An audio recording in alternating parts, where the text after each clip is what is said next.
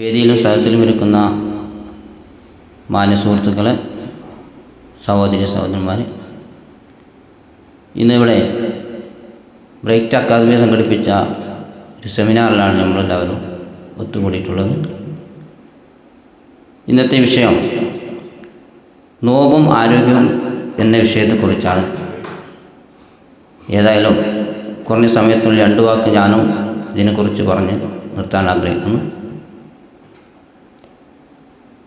നോമ്പ്, എല്ലാ മതസ്ഥരും നോമ്പ് അനുഷ്ഠിക്കുന്നുണ്ട്. എങ്കിലും അതിൽ നിന്നൊക്കെ വിഭിന്നമായിക്കൊണ്ടാണ് മുസ്ലിം സമുദായത്തെ നോമ്പ് കാണപ്പെടുന്നത്. അത് 11 മാസക്കാലം നമ്മുടെ ഇഷ്ടാനുസരണം ജീവിച്ച് സമയം അല്ലാത്തപ്പോൾ ഭക്ഷണം വയറ് നിറച്ച് കഴിച്ചും എല്ലാം അവൻ്റെ സ്വന്തം ഇഷ്ടത്തിന് മുന്നോട്ട് പോകുന്നൊരു 11 മാസമാണ് മുന്നിൽ കടന്നു പോയത്. അങ്ങനെയല്ല, എന്നാൽ ഈ റമദാൻ മാസം വന്നാൽ മുസ്ലിം സമുദായം മൊത്തത്തിൽ ഒരേ നിലപാടിലൂടെയാണ് കാര്യങ്ങൾ കൊണ്ടുപോകുന്നത്. കാരണം രാവിലെ സുബഹി മുതൽ വൈകിട്ട് മഗ്‌രിബ് വരെ അവൻ്റെ ശരീരത്തിൽ വെള്ളമോ ഭക്ഷണമോ ഒന്നും കഴിക്കാതെ അവൻ ആ നോമ്പിനെ നല്ല രീതിയിൽ മുന്നോട്ട് പോകും. അതാണ് റബ്ബ് നമുക്ക് ഈ നോമ്പിലൂടെ ഒരുപാട് കാര്യങ്ങൾ നമുക്ക് ശരീരത്തിൽ ഇതുകൊണ്ട് നമ്മൾ അനുഭവിക്കുന്നുണ്ട്. ഈ 11 മാസക്കാലം നമ്മൾ ശരീരത്തിന് എന്ത് കൊടുത്തോ ഈ ഒരു മാസത്തിനതിന് ഒരു സർവീസായിട്ടാണ് ഈ മാസം നമ്മൾ കാണുന്നത്. കാരണം ഞാനൊരു വാഹനം ഓടിക്കുന്ന ആൾ, ഞാനൊരു ഷോറൂമിൽ നിന്ന് വണ്ടി എടുത്തു കഴിഞ്ഞാൽ അവിടുന്ന് ഇന്ന ഡേറ്റ് തരും, ഇന്ന ദിവസം വന്നത് സർവീസ് ചെയ്യണം. അപ്പോൾ അതുപോലെ തന്നെ റബ്ബ് നമുക്ക് വെച്ചവർ ശരീരത്തിന് ആരോഗ്യപരമായ കാര്യങ്ങൾക്ക് വേണ്ടി റബ്ബ് നമുക്ക് നിർബന്ധമാക്കിയ ഒരു കാര്യമാണ് നോമ്പ് എന്നാണ് നമ്മൾ മനസ്സിലാക്കുന്നത്. ഏതായാലും ഈ നോമ്പ് നല്ല രീതിയിൽ എല്ലാവർക്കും നോൽക്കുമാറാവട്ടെ എന്ന് ആവശ്യപ്പെടുന്നു. അതുപോലെ ചെറിയൊരു വിഷയം, ഈ റമദാൻ മാസം എല്ലാം കൊണ്ടും പുണ്യമാക്കപ്പെട്ട മാസമാണ്. നമ്മളൊരു നന്മ ചെയ്താൽ അതിന് 10 മടങ്ങാണ് മറ്റു മാസങ്ങൾക്കാളും നമുക്ക് റബ്ബ് നൽകാൻ പോകുന്നത്. ഞാനൊരു വാട്സപ്പിൽ ഇങ്ങനെ 2 ദിവസം മുന്നേ ഒരു മാറ്റർ ഇങ്ങനെ കണ്ടു. ഒരു പണ്ഡിതൻ്റെ ഒരു വാക്കാണ്. അതിൽ അദ്ദേഹം പറയുന്നതാണ്, ഒരു കോഴിക്കോട്ടുകാരനായ ഒരു സഹോദരൻ ഒരുപാട് കാലം ജോലിയൊക്കെ അന്വേഷിച്ച് നടന്ന് അങ്ങനെ വിദേശത്തൊക്കെ ഒരു ജോലി കിട്ടി. അവൻ വിദേശത്ത് പോയി നല്ല ശമ്പളം കിട്ടുന്നൊരു ജോലിയിൽ കയറി 2 വർഷത്തോളം ആ സുഹൃത്ത് ജോലി ചെയ്ത് നല്ല കാശ് കൊണ്ട് അവന് ഒരു പെരുന്നാളടുപ്പിച്ച് നാട്ടിലേക്ക് വരാൻ ഉദ്ദേശിക്കുകയാണ്. ഏതായാലും വരുന്ന സമയം അവന് എയർപോർട്ടിൽ എൻ്റെ ഫാമിലി എല്ലാം വന്ന് നല്ല സന്തോഷത്തോടെ സ്വീകരിച്ച് അവന് വീട്ടിലേക്കെത്തി.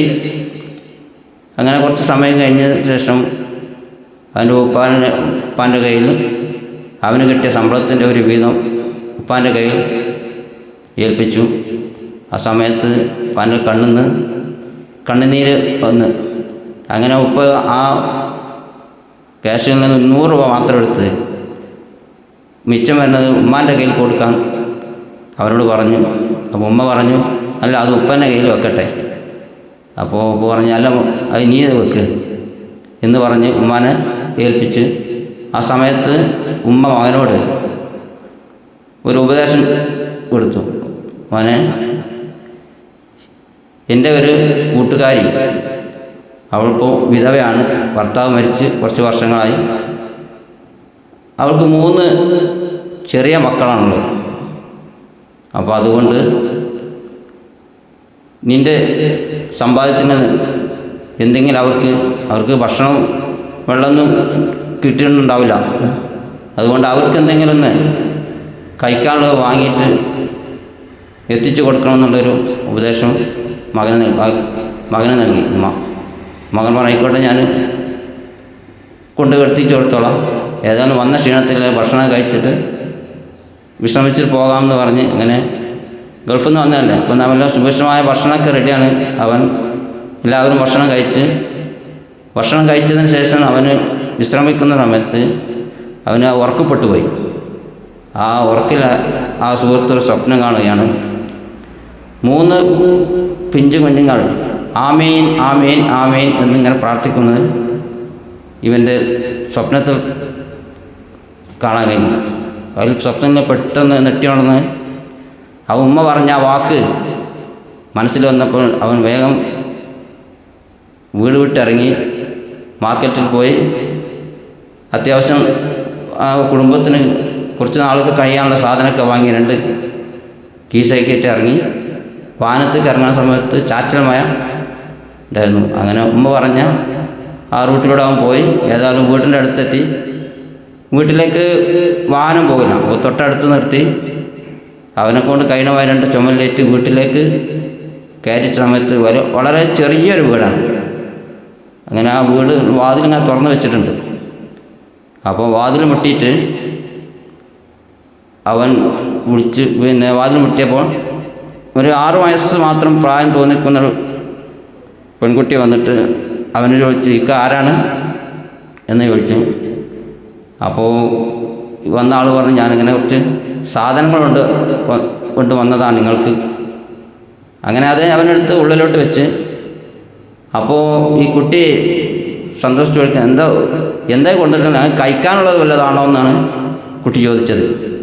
അപ്പോൾ സഹോദരൻ പറഞ്ഞത്, നിങ്ങൾക്ക് കഴിക്കാനുള്ള ഭക്ഷണം കൊണ്ടായിട്ടാണ് വന്നിട്ടുള്ളത് എന്ന് കേട്ടപാട് കുട്ടി സന്തോഷത്തോടെ ഓടിയിട്ട് ഉമ്മാനോട് പറഞ്ഞു, ഉമ്മ മലക്ക് വന്നിട്ടുണ്ട് എന്ന് പറഞ്ഞിട്ട് കുട്ടി ഉമ്മാനോട് ഇങ്ങനെ പറഞ്ഞു. അത് കേട്ട് മറ്റു 2 പിള്ളേരോട് വന്നിട്ട് ഇക്കാരാണ് എന്ന് വെച്ചിട്ട് അവരും കൂടി പറഞ്ഞു, ഉമ്മ മലക്ക് വന്നിട്ടുണ്ട്. ഇത് കേട്ടപാട് ഇവങ്ങനെ അത്ഭുതപ്പെട്ട് നിൽക്കുകയാണ്, എന്താണ് പിള്ളേർ പറഞ്ഞത്. ഏതായാലും ഉമ്മ അടുക്കളയിൽ നിന്ന് മറ നീക്കി ചോദിച്ചു, ആരാ മോനെ വന്നിട്ടുള്ളത് ചോദിച്ചു. അപ്പോൾ മോൻ പറഞ്ഞു, ഉമ്മ ഞാൻ നിങ്ങളുടെ ഒരു ചങ്ങാഴ്ചയുടെ മോനാണ്, നീ ആളെന്ന് പറഞ്ഞു. അൽഹംദുലില്ലാ എന്ന് പറഞ്ഞ് ഉമ്മ പ്രാർത്ഥിച്ച്. അപ്പോൾ ഇവൻ ഉമ്മാനോട് ചോദിച്ച്, ഞാൻ ഈ സാധനം കൊണ്ടുവന്ന സമയത്ത് പിള്ളേരിങ്ങനെ മലക്ക് വന്നിട്ടുണ്ടെന്ന് ഇങ്ങനെ പറയാൻ എന്താണ് കാരണം എന്ന് ഉമ്മാനോട് മകൻ ചോദിച്ച സമയത്ത് ഉമ്മ പറയുകയുണ്ടായി, കുട്ടികളുടെ ഉപ്പ മരിച്ചിട്ട് കുറച്ച് വർഷങ്ങളായി. അപ്പോൾ കുറച്ച് കാലത്ത് ആളുകളൊക്കെ സഹായിച്ച് ഞങ്ങൾ നല്ല രീതിയിൽ മുന്നോട്ട് പോയിരുന്നു. ഇപ്പോൾ കുറച്ച് സമയത്ത് ഞങ്ങൾ വളരെ പ്രയാസത്തിലാണ്. അപ്പോൾ കുട്ടികൾ ഇപ്പോൾ 2 ദിവസമായി ഭക്ഷണം തന്നെ കഴിച്ചിട്ട്. ഇപ്പോൾ ഞങ്ങൾക്ക് നിസ്കരിച്ച് കൂട്ടമായി പ്രാർത്ഥിക്കുന്ന സമയത്ത് അള്ളാഹുവിനോട് പ്രാർത്ഥിക്കും, ഇപ്പോൾ ഞങ്ങൾക്ക് പട്ടിണി മാറ്റിത്തരണം എന്നുള്ള പ്രാർത്ഥനയിൽ കുട്ടികൾ ആമീൻ എന്ന് പറയും. അങ്ങനെ ഈ കുട്ടികളോട് കരയുന്ന സമയത്ത് കുട്ടികളെ ആശ്വസിപ്പിക്കാൻ വേണ്ടി ഉമ്മ പറയും, കുട്ടികളൊന്നും വിഷമിക്കണ്ട, പടച്ചോൻ നമുക്ക് ഭക്ഷണം കൊണ്ട് മലായിക്കത്തിനെ പറഞ്ഞു വിടും, അതുകൊണ്ട് കുട്ടികൾ വിഷമിക്കണ്ട എന്ന് പറഞ്ഞ് അവർ സമാധാനിപ്പിക്കാൻ വേണ്ടി. അത് കേട്ടിട്ടാണ് ഈ മക്കൾ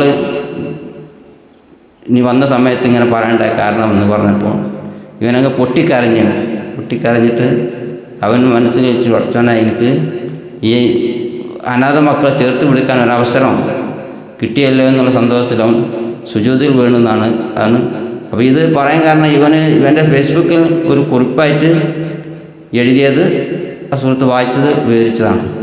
ഏതായാലും ഈ മാസം എല്ലാറ്റിനും മനുഷ്യനെ ഏറ്റവും ഹൈറായ ഒരു മാസമാണ്. അതുപോലെ ഏത് ക്ഷമയില്ലാത്തവൻ ഈ മാസം ക്ഷമിക്കാനുള്ള ഒരു കൈവെപ്പ് കൊടുക്കും. ഏതായാലും ഇത്ര സമയം എൻ്റെ വാക്ക് ശ്രമിച്ച നിങ്ങളെല്ലാവർക്കും നന്ദി, നമസ്കാരം, അസ്സലാമു അലൈക്കും.